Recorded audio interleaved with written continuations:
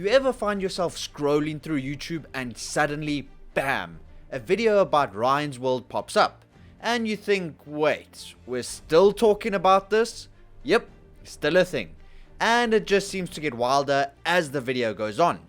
For those of you who don't know, Ryan Kaji is a 13-year-old YouTube star who has been reviewing toys since he was 3.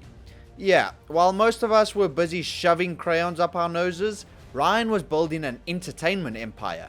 His channel launched back in 2015 and has raked up over 38 million subscribers and a jaw-dropping 58 billion views. Ryan's brand has expanded into everything from action figures to a Nickelodeon series. But how much of this insane wealth is actually Ryan's?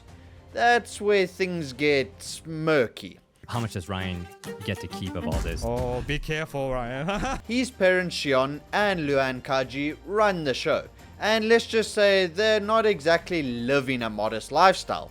Multiple mansions, luxury vacations, these people are doing very well. And hey, good for them. But it does make you wonder, is Ryan working because he wants to or because he has to? If you watch any of Ryan's recent videos, you don't need to be a genius to notice something is off. Man looks exhausted and over having to still act like he's 5, because Ryan is 13 now, but yet his parents are still forcing him to do the same stuff he did when he was a kid, and the views are starting to show it too. Ryan's videos used to pull in billions of views, but now is struggling to pull in a few 100,000. With the channel's declining views and with that declining revenue, Ryan's parents had to act fast. Their genius plan?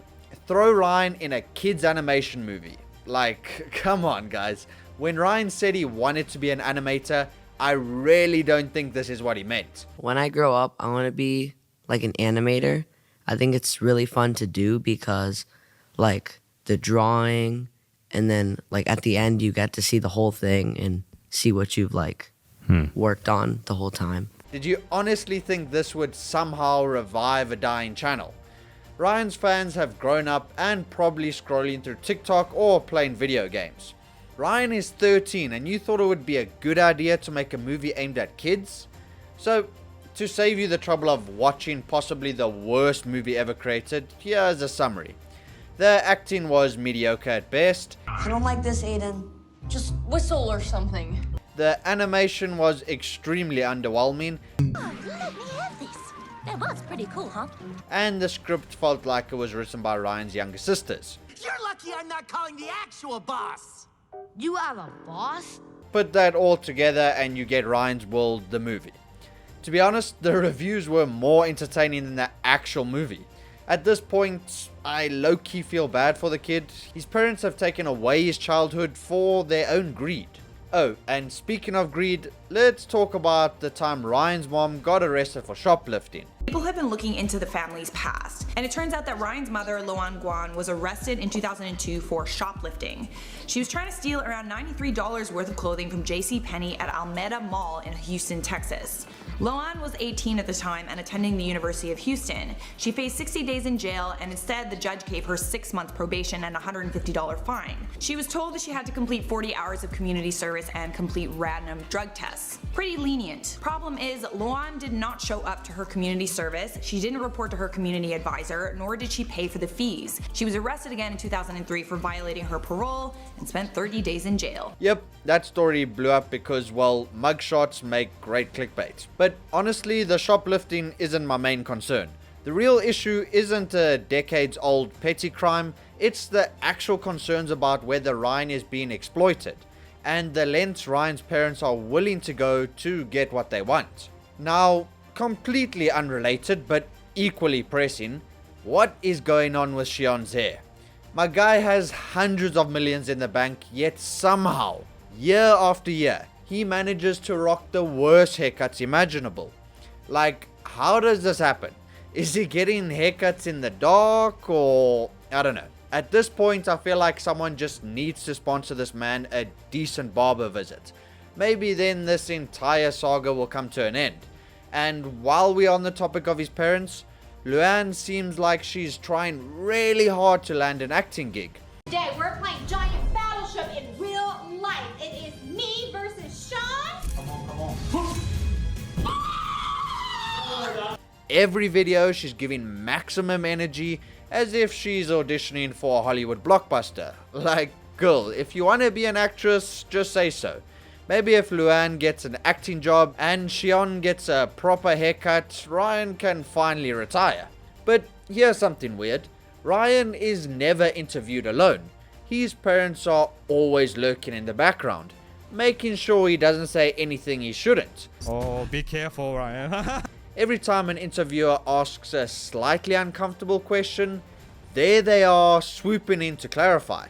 Like sometimes I can see like the drafts first, and then after I can see like the full thing. And it's really cool to see how it changes over time. Yeah, you were in the front line seeing the each process of animation in a way, because first, Call me paranoid, like I know he's still young, but it just feels a bit strange to me.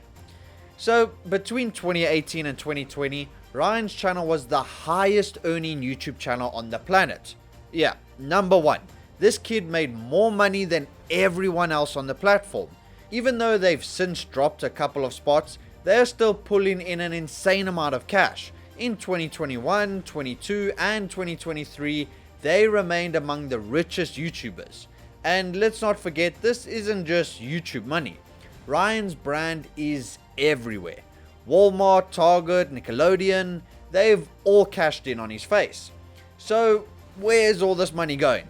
Well, let's just say the Kajis are not living a humble lifestyle.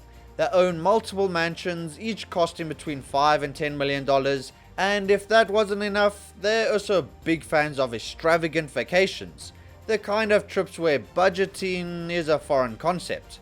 And honestly, fair enough. If you've worked hard, enjoy your riches. But here's the question. Why keep forcing Ryan to make videos if you're already set for life? So after hearing all of this, you might be asking yourself, how the hell does a kid earn more than most businessmen?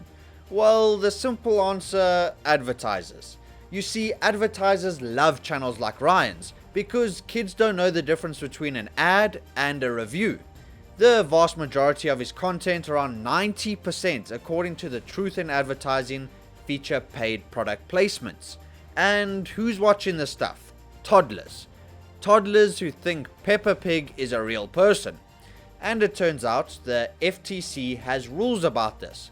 But let's be honest, without enforcement, those rules are about as useful as a screen door on a submarine.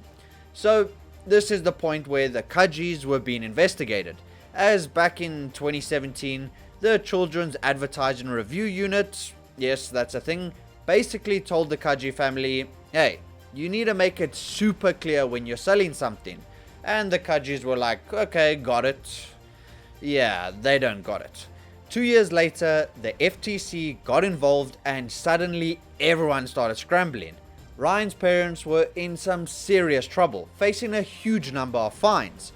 Even YouTube had to cough up $170 million for collecting data on kids to target them with ads. To put it simply, the feds were pissed. And if you give it a little more thought, it's actually kind of crazy to think that these people were making millions exploiting kids. But anyway, now that Ryan is 13 and looks completely over it, I mean, not that you can blame the kid, he's been making videos for 10 years straight, it seems his twin sisters Emma and Kate are stepping into the spotlight. Convenient, I mean, in Ryan's parents' eyes, you gotta keep the revenue flowing somehow, I guess. At this point, the Kaji family has more money than they could ever spend, so why keep pushing? Maybe it's just a habit, maybe it's greed, maybe it's the sunk cost fallacy in action. Whatever the reason, one thing's for sure. The internet is catching on.